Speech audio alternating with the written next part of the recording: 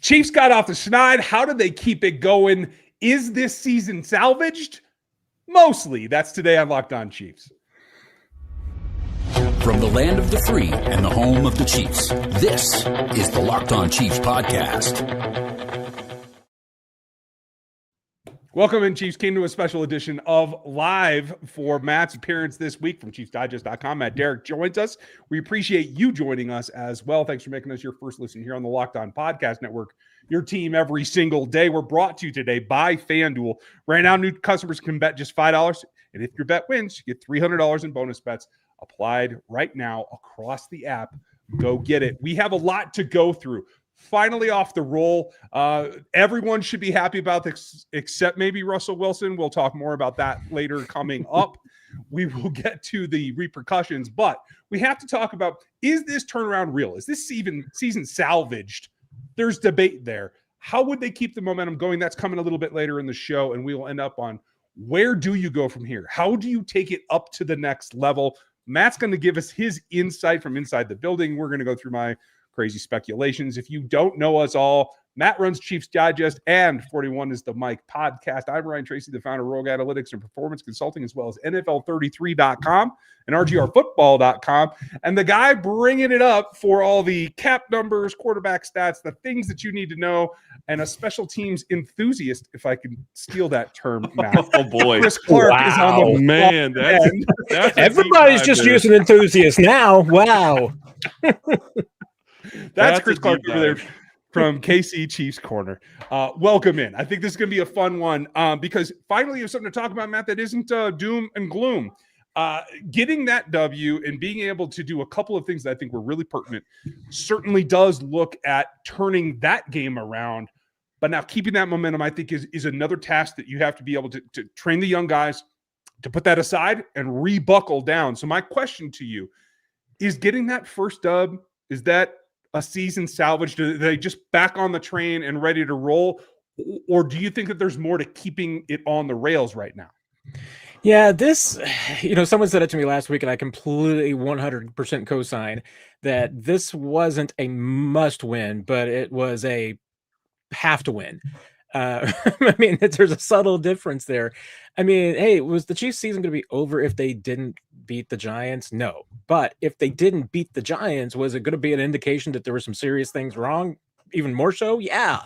But again, the Chiefs had 105 yards rushing. That's the lowest rushing total that the 31st team against the run has given up this season. Chiefs had 201 yards passing, that they got.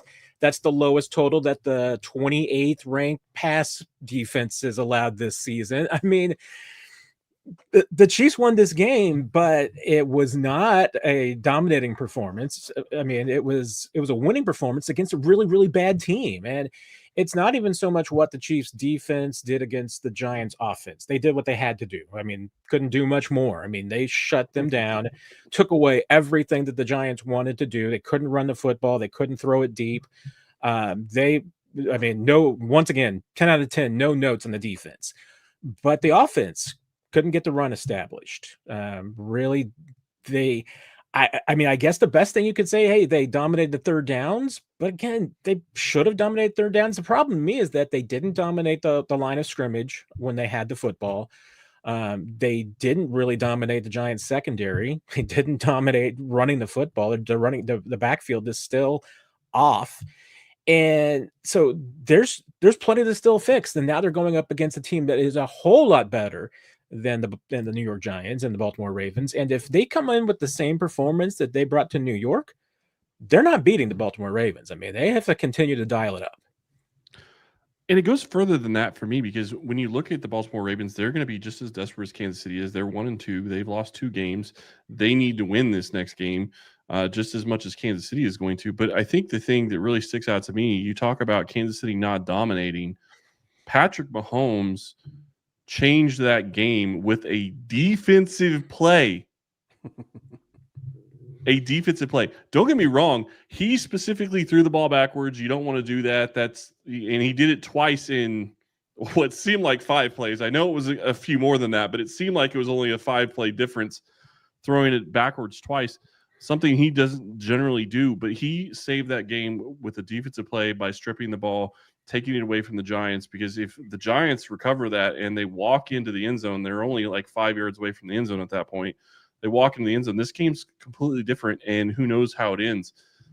But you look at how the offense played. They were able to make plays when they absolutely had to. Mahomes was able to make plays when he absolutely had to on offense.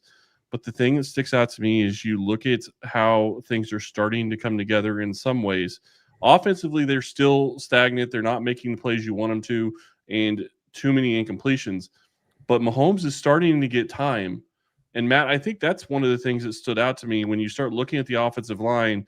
And I saw stats from PFF that shows, percentage of pass. I think it was percentage of pass rush allowed or pressure allowed when put on an island. And you have two Chiefs tackles who are at the very top of that list in Josh Simmons and Jawan Taylor. They're not allowing pressure when put on an island. Don't get me wrong. They've given up pressure, but they're not allowing it when put on an island, and that's what Kansas City wants to do.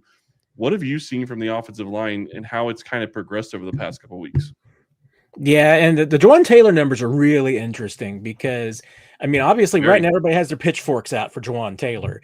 And numbers like that say probably shouldn't have your pitchforks out for Jawan Taylor because in some aspects he hasn't been that bad. Are the penalties a problem? Sure. He had one penalty, though, on Sunday.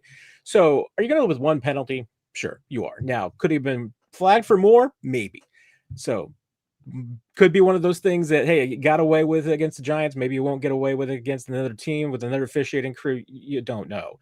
But again, I don't even think that the problem is isolated to Jawan Taylor, but I think that number illustrates one problem that this offense seems to have, which is that its offensive line is kind of operating as 5 individuals right now and not operating as a unit. And that's to be expected a little bit when you've got a lot of youth on the left side of the line, guys that, are not used to playing with each other, that don't have that communication down, that aspect down.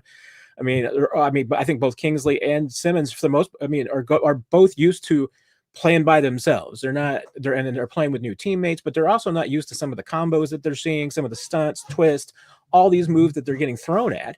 And I even, throw it to Taylor a little bit. He's continuing to deal with that knee and that ankle issue. So I'm not sure that he's 100%. He looked really uncomfortable at times, I thought, on that turf.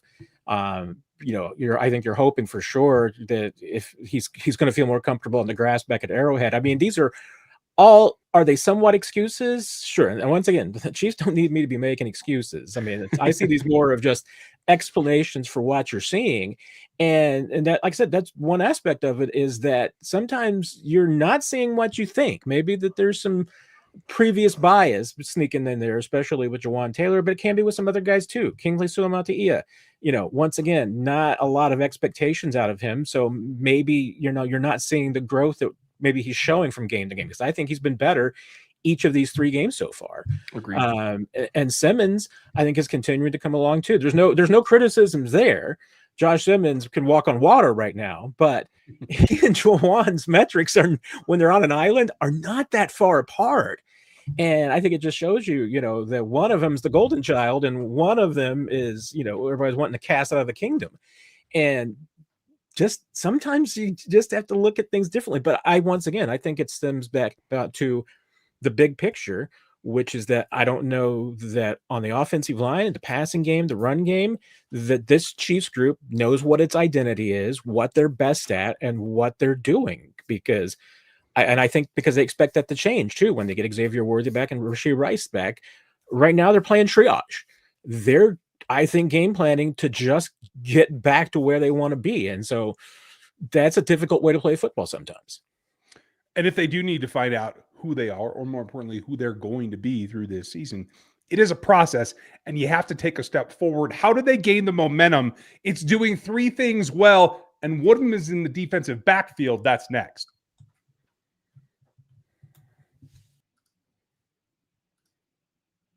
Caffeine just got flavor upgrades. 5-Hour Energy shots deliver tasty caffeine in 17 bold flavors. Each 2-ounce shot packs the caffeine of a premium 12-ounce cup of coffee plus B vitamins and nutrients with 0 sugar and 0 crashes.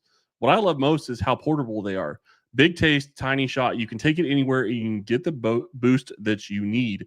I absolutely love the cherry flavor. It's fantastic. I always reach for it and have one of those in the morning because it's refreshing and gives me that quick lift before a busy day. I've been eyeing one of the newer flavors as well. When you start looking at, they have pumpkin spice out there. Everybody seems to like pumpkin spice coffee.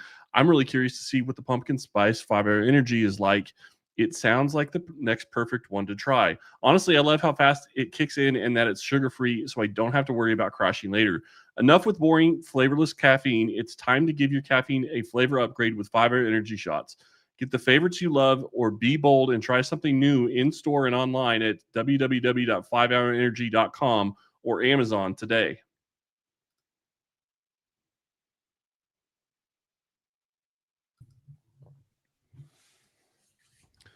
So many things to talk about when you look at this game and how it went for Kansas City. They ended up getting the win, but the question is, and you kind of referenced this earlier, Matt, when you start talking about the Baltimore Ravens, how do they keep their momentum going for next week? Because it's a big game, and getting to 2-2 after the way they started would be huge.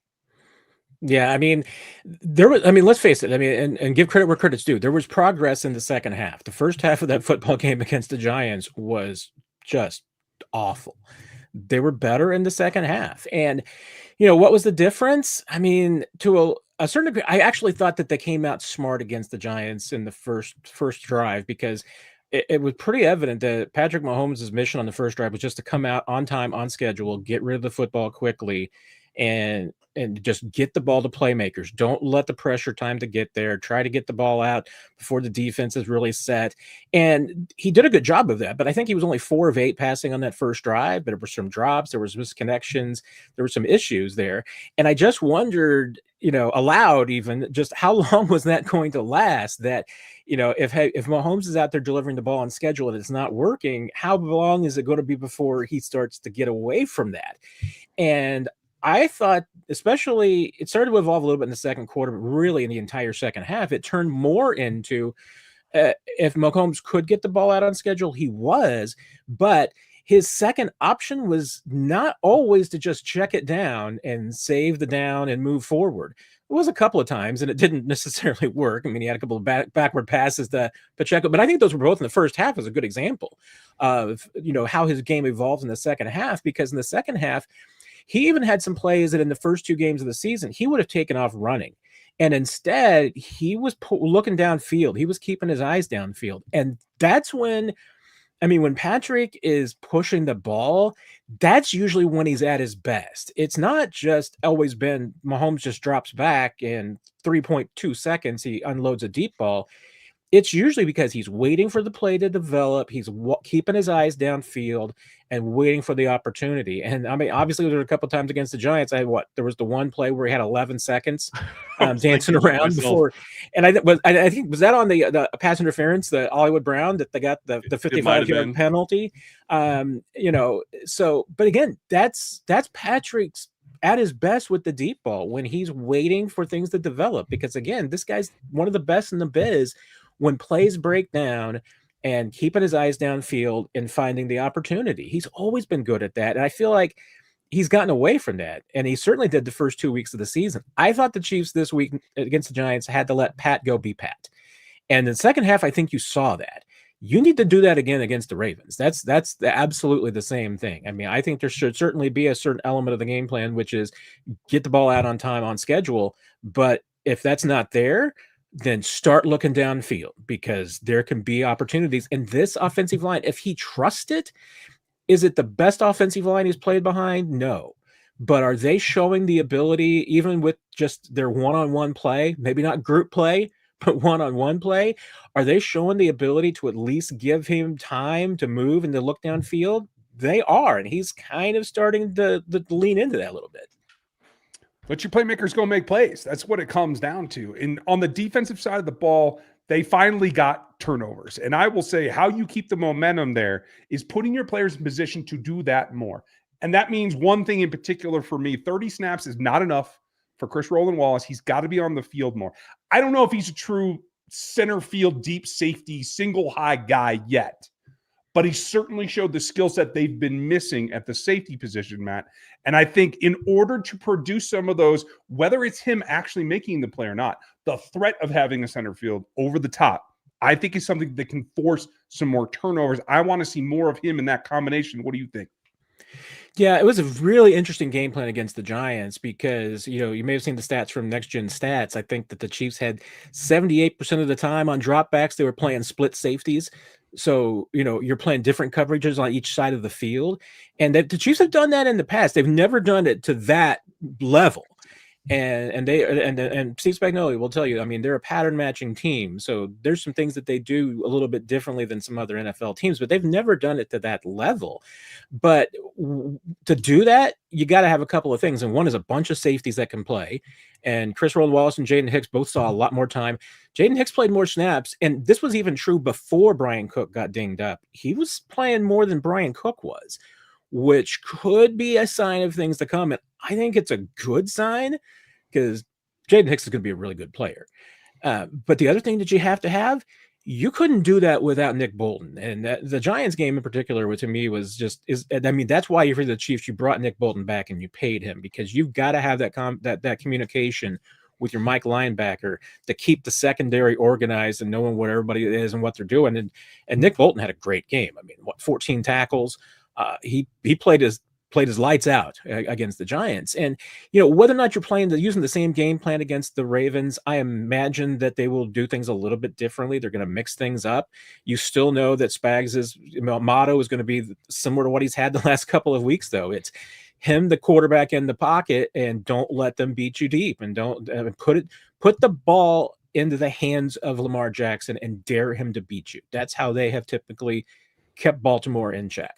So it's going to require a little bit different strategy, but this Chiefs defense absolutely coming to step forward. And I think Chris Rowland-Wallace, Jaden Hicks, both those guys are showing that they need more snaps.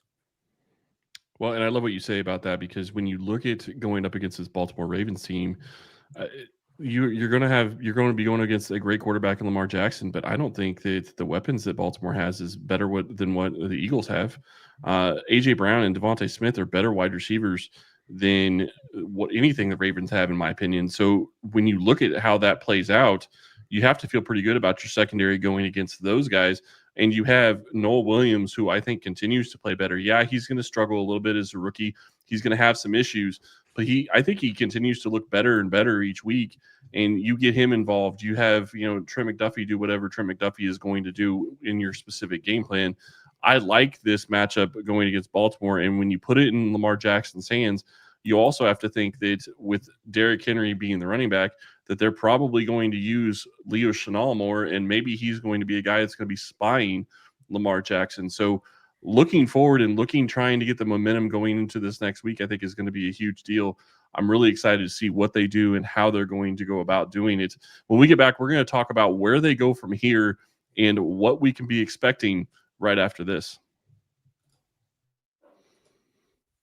The NFL season is on us, and FanDuel is making sure that you're getting ready for kickoff with a can't-miss offer. Right now, new customers can bet just $5, and if that bet wins, you get $300 in bonus bets to use across the app.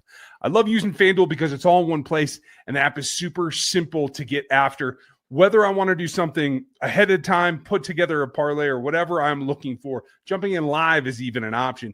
It makes life one-stop shopping to get into the action. So if you're ready and you are ready to play, get in there, download the FanDuel app right now by visiting FanDuel.com to get started. And that's FanDuel.com to place your first $5 bet to get that 300 bonus bets. Check it out at FanDuel.com.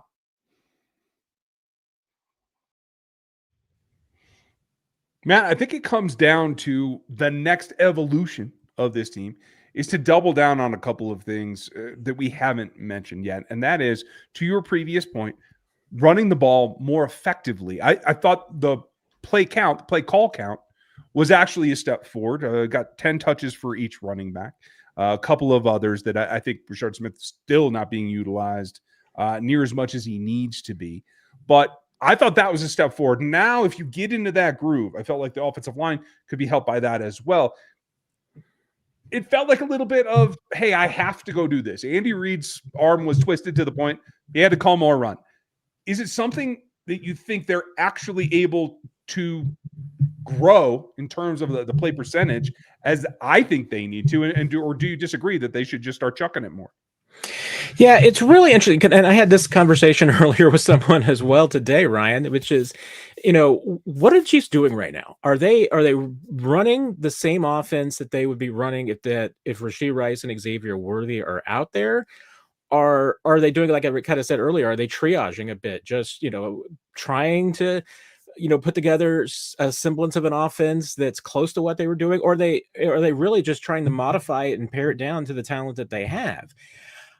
I think it's a little mix of the three. I mean, they are probably doing some things that they would be doing if they had Rice and Worthy. One thing I thought that obviously we saw more of since Worthy went out, we saw a little bit more of the jet sweeps and motion that they were missing immediately after Worthy went out. I mean, they just kind of bailed on that the first couple of weeks of the season. Now you're starting to see that. So I think there's a slowly growing acceptance that maybe the best thing for them to do is to call a game that's what they do. I mean, to run the plays that they do best, even if it's square pegs in a round hole right now, do what you think you can do best. And that's the other part of the problem. I don't know if this team knows what it does best yet. They might have an idea about what they can do best once they get Rashee Rice back, once they get Xavier Worthy. But they've had a different receiver kind of step up, although Tyquan Thornton the last couple of weeks has been kind of the dominant guy. Juju has had his moments, but Hollywood's been sporadic, so no one's really kind of establishing themselves. Although I would say that Tyquan's at least on the trend. He's the guy that seems to be getting better and better each week, and that Mahomes just keeps having growing confidence in more and more. So, that's, I think, a good thing. I mean, that's at least now, hey, if Tyquan Thornton's all of a sudden the guy that Patrick Mahomes feels like he can trust, that's good.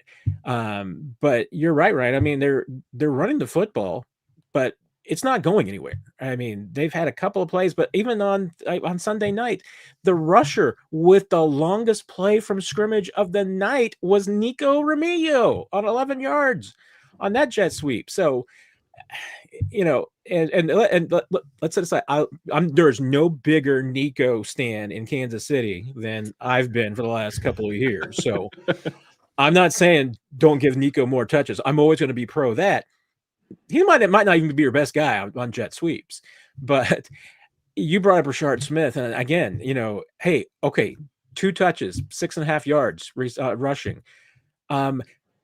That's like maybe at least 8 fewer rushes than he should have. I mean, I don't know why at this point, just because the other guys aren't getting it done. And I understand, some of it is that he still needs to learn patience, that they really still want him to develop some skills. But here's the thing. Not going to learn it on the bench. I mean, they might have to live with some growing pains with Brashard Smith, but I still think that their biggest upside this year is with him in the backfield more. And I'm not going to argue that he shouldn't be in the backfield, but what I will say is they lined him up outside and they motioned him several times and never really went to him in that sense. Like, they used him almost Xavier Worthy-like in doing the motion and doing the jet sweep motion. And yeah, he got the ball on a jet sweep. I get that. But if you're going to have him on the field, he used to play wide receiver. Use him as a wide receiver. You were short at that position. Use him and use that skill set to try to attack in a different way, because he's going to get a linebacker and he may only have a very limited route tree, but it still gives you variance in your offense and gives you variance as to what you're going to be doing. I don't disagree. They need to run the ball more. They need to be more effective with that. And I agree with that 100%. But if you're going to put him on the field and have him on the field at the same time as Isaiah Pacheco, you don't have to necessarily have him run the ball. You can throw it to him and get him in space, and I think that's just about as effective. And don't forget, when Andy Reid came here, it was always a joke. He sees the screen game and those short passes, those swing type passes out of the backfield as an extension of the running game. Use it. You have guys that could do it, specifically Brashard Smith. I would love to see him used in that package. And I like what you said about Nico Remigio as well. Use him in different things. Use him as your Xavier Worthy-esque type person that's running all your motions and doing different things, because he's shown in back-to-back weeks to have the ability to hit some kind of play. It doesn't have to be a huge play, but it's something that's positive, going in the right direction. Use him in that sense. Matt, when you flip it over and you start looking at the defensive side and how they're going to attack Lamar Jackson and this Baltimore Ravens team, obviously you're going to need to score points, and I think the offense, they're going to have their work cut out for them. But how do you slow down that Baltimore team, and how do you try to get it going in the right direction? I know they've gotten better over the past couple of weeks, but how do they continue that process going forward? Yeah, I mean, there's a couple of things to it, and one obviously is that you've got to be able to set the edge. That's a huge thing. You're just that your ends have to be disciplined, and I thought it was pretty interesting. I mean, the Chiefs did not open with Ashton Gelati as the starter, but he came in like on the second snap and played a lot against the Giants, and I think that's good experience for him. Is he experienced enough to set the edge against Lamar Jackson? That might be a tougher assignment, but that's where you have to start, because Steve Spagnuolo's strategy against Lamar Jackson has always been keep him in the pocket. Don't let him get outside the pocket. Don't let him get horizontal. Don't let him scramble, because obviously that's how he is going to beat you. Put the ball in his hands and dare him to throw the ball and beat you that way. The other X factor, obviously, is Derrick Henry. He had a rough night last night. I'm assuming that with being Derrick Henry, that Derrick Henry is going to want out and just like crush people next week. So you're going to have to handle that. But again, the Chiefs have handled him in the past, and some of it was the exact same strategies that they do to slow down Lamar, because if you set the edge and you make sure that Derrick Henry doesn't have anywhere to go but up the middle, and then you're doing what Steve Spagnuolo also wants to do, which is that you're using linebackers and safeties to plug those gaps so that there's nowhere for anybody to run, either Lamar or Derrick Henry, then you're accomplishing what you want to do. Then, of course, what you have to have is that you're going to end up with a lot of your guys in the secondary and one-on-one matchups, and they've got to win them, and I'll be interested to see, how the Chiefs do use Trent McDuffie this week. Obviously, he's been playing a little bit more in the slot. I'll be interested to see if they have him try to lock anybody down. Does he end up on like a Zay Flowers?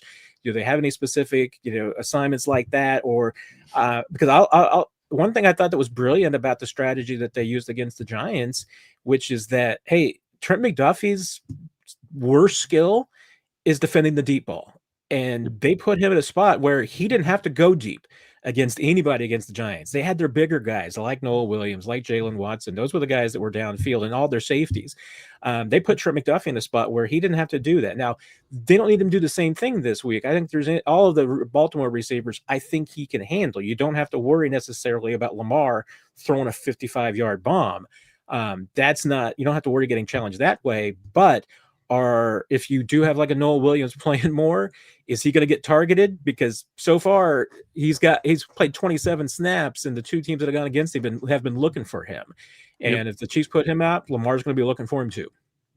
One thing I will say, it sounds like this could be a good game for a safety that likes to play downhill. Sounds a little familiar. And this will be I think a good measuring stick for the Chiefs to just figure out, hey, how much do they miss Justin Reed? Because he's been really important to this defense the last few years, and in a game like this he would be absolutely critical. So, and I mean, I definitely it could be side of things to come with Jaden Hicks picking up a little bit more, because I feel like Jaden Hicks was built for games like this against guys like Lamar Jackson and Josh Allen, big quarterbacks that like to run. Jaden Hicks can go up against him. Yeah, see how you can track and flip, and we're going to get all of that. We're going to preview for you on Friday. We'll have a crossover to find a little bit more behind-the-scenes information on Thursday, so don't miss it, and we'll have another show for you coming up very soon. Thank you for your time, Matt, and your insight from inside, the look at the team that maybe is about to turn around. We appreciate you. As always, appreciate you guys. Have a great day, everybody. Thanks for making sure that you subscribe, and you everydayers, we appreciate you. Have a great one, and we'll be back with you in a little bit, as well as the rest of the week. Take care, and we'll talk to you next time.